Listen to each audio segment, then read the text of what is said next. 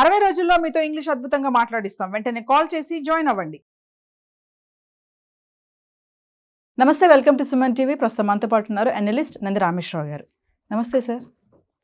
Sir, మనం previous వీడియోలో మాట్లాడుకున్నాం F1 వీసా గురించి.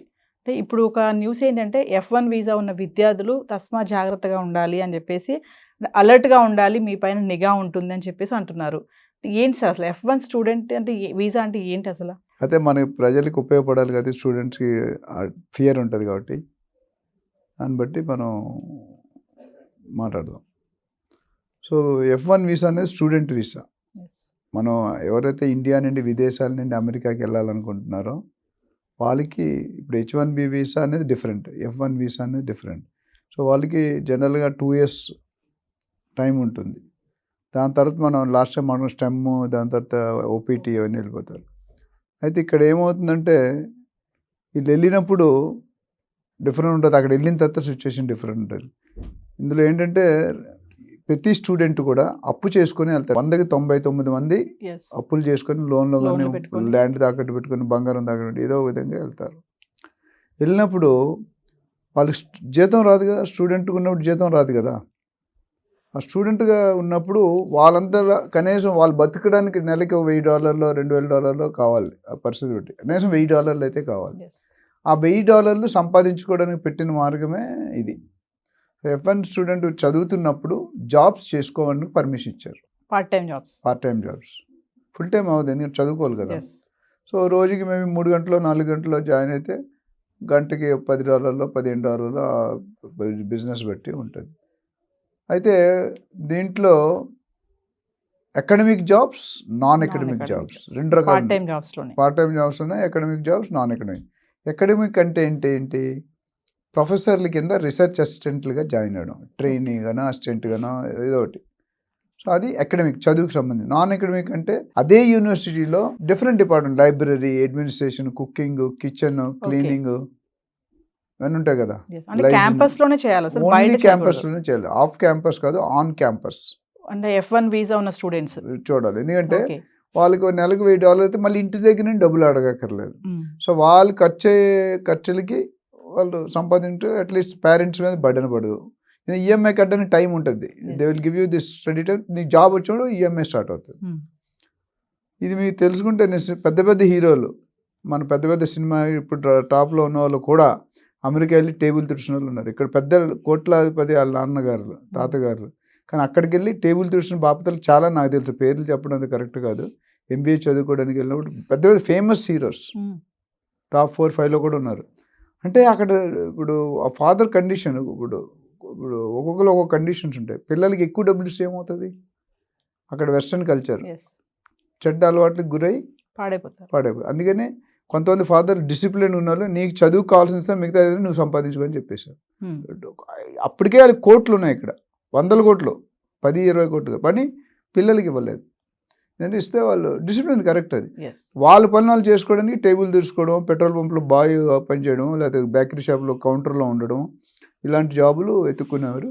అయితే ఇక్కడ ఏమన్నారంటే అమెరికా ప్రకారం ఆన్ క్యాంపస్ మాత్రం చెయ్యాలి, ఆఫ్ క్యాంపస్ చేస్తే they are doing in illegal. Illegal అంటే ఇల్లీగలే. లీగల్ ఏంటి? నువ్వు చదువుకున్న యూనివర్సిటీలో అదే క్యాంపస్లో ప్రొఫెసర్ దగ్గర, అదే క్యాంపస్లో లైబ్రరీ కానీ it is treated as regular, legal. అంటే యూ కెన్ డూ. ఎందుకంటే అవసరం కావాలి. వాళ్ళు కూడా ఎందుకు పెట్టుకుంటారు? పర్మనెంట్ జాబ్ పెట్టుకుంటే వాడికి ఫుల్ శాలరీ గంటకు $100 లెక్క ఇవ్వాలి. మనం ఎంత చేస్తాం? $10-15 చేస్తాం. అంటే ఎప్పుడు కావాలి ఒకటి తీసేవచ్చు. గవర్నమెంట్ జాబ్ తీయలేరు కదా. Universities, UGC university grant commission, వాళ్ళకు కూడా కమిషన్ ఉంటుంది. సో రెండోది, అన్బ్రాండెడ్ యూనివర్సిటీకి వెళ్తే ఇంకా బాధ. ఎందుకంటే అక్కడ క్యాంపస్లో ప్రొఫెసర్సే ఉండరు. లాస్ట్ టైం ఒక వీడియోలో చెప్పాం, 3000 యూనివర్సిటీస్ ఉన్నాయి అమెరికాలో ఓవరాల్గా, అన్ని కాలిఫోర్నియా, టెక్సాస్, డెల్లాస్ అన్ని చేసి 3000లో 100 నుండి 200 యూనివర్సిటీ మాత్రం పేరు పొందినవి. ఇప్పుడు మనకి ఇప్పుడు IITలు ఎట్లా ఉన్నాయి, IIIT ఎట్లా ఉంది, అదేంటి బిట్స్ పిలాని ఎట్లా, అలాగా. సో ఈ 200 యూనివర్సిటీలో చేరినోడి పరిస్థితి బాగుంటుంది. ఎందుకంటే అక్కడ ప్రొఫెసర్స్ ఉంటారు. ప్రతి ప్రొఫెసర్కి 3-4 రీసెర్చ్ అంటే ఏదో what is PhD, doctorate of philosophy అంటే కొత్త ఐటమ్ని కనుక్కోవడం, ఇప్పటి వరకు లేనిది కనుక్కోవడానికి ఒక్కడే చేయలేడు కదా. ఈయన గైడెన్స్లో, ఈయన మానిటరింగ్లో 10 మంది 20 మంది 30 మంది పనిచేస్తారు వాళ్ళకున్న కెపాసిటీ ఏజ్ నాలెడ్జ్ బట్టి.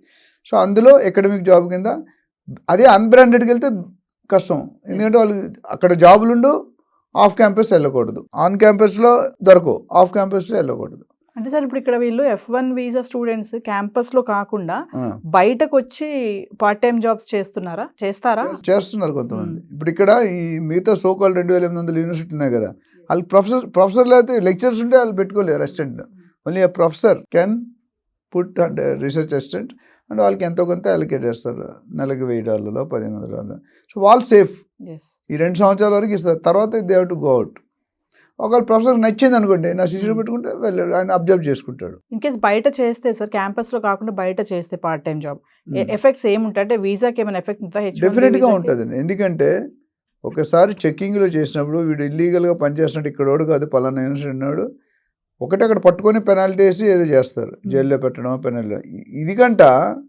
దీనికంటే నెక్స్ట్ ఎఫెక్ట్ ఏంటంటే ఈ లైఫ్లో బ్లాక్ స్పాట్ అయిపోతుంది.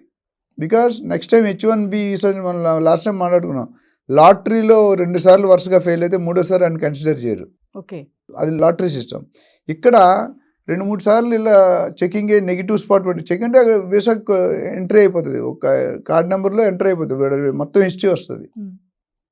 ఇప్పుడు మనకు ఆధార్ కార్డు కూడా ఏమవుతుంది, వీడు ఎవడు ఏం చేస్తాడు ఎంత ఇన్కమ్ అన్నీ ఉన్నాయి కదా, అక్కడ కూడా హిస్టరీ. ఇప్పుడు వీడు చెకింగ్లో దొరికిపోయాడు, దొంగతనంగా పనిచేస్తుండే, పెనాల్టీ వేసి వదిలేస్తారు. 2వ-3వ అయితే మొత్తానికే తీసేస్తారు. సో అది danger. So only you are allowed to work academic or non academic only in on campus, not in off campus. అంటే సార్ F1 విద్యార్థి వీసా అనేది నాన్ ఇమిగ్రెంట్ వీసా అవును అనొచ్చు. అవును, అందుకే సో వీళ్ళు బయట కనుక క్యాంపస్లో బయట చేస్తే దొరికితే మాత్రం H1B వీసాకి ఎఫెక్ట్ పడుతుంది. డెఫినెట్గా. Okay, it's a black spot. అది రాకుండా చూసుకోవాలి. వచ్చిందంటే ఎందుకు అంటే ఏదో ఇల్లీగల్ పని చేసాడని అర్థం కదా. మేము బిల్డర్ని చెక్ చేసినప్పుడు నీకు మాట చెప్పాం, FIR ఉన్నదా లేదా చెక్ చేయాలి. ఓ టెనెంట్ మీ ఇంటికి అద్దెకి వస్తున్నాడు, వాడు మంచోడా కదా మీకు ఎలా తెలుసు? లోకల్ ఆయన ఉన్న ఏరియా పోలీస్ స్టేషన్కి వెళ్తే ఇటు కేసు ఉన్నాయా లేదా.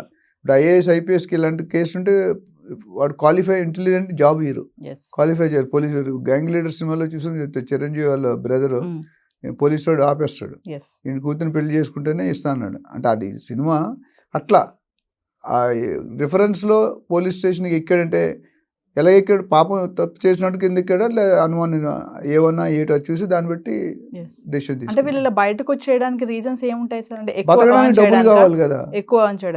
ఎక్కువ కాదు అసలు, బతకడానికి డబ్బులే లేవు, ఫీజే అప్పులు చేసి కట్టారు. మరి అక్కడ సర్వే అవ్వాలి, వాడికి సబ్బులు బట్టలు సర్ఫ్ ఇవన్నీ కావాలి కదా.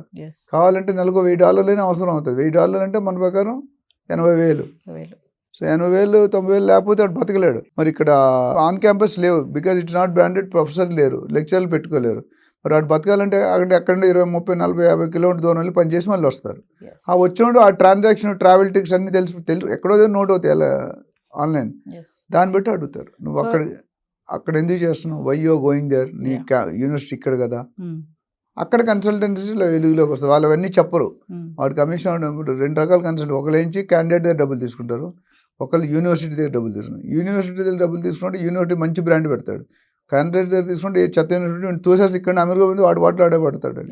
అందుకని జాగ్రత్త ఉండాలి, కన్సల్టెంట్ ఫేక్ అవన్నీ వస్తాయి. సో F1 విద్యార్థి వీసా ఎవరైతే ఉన్నారో వాళ్ళు కొంచెం జాగ్రత్తగా ఉండాల్సిన పరిస్థితి ఉంది.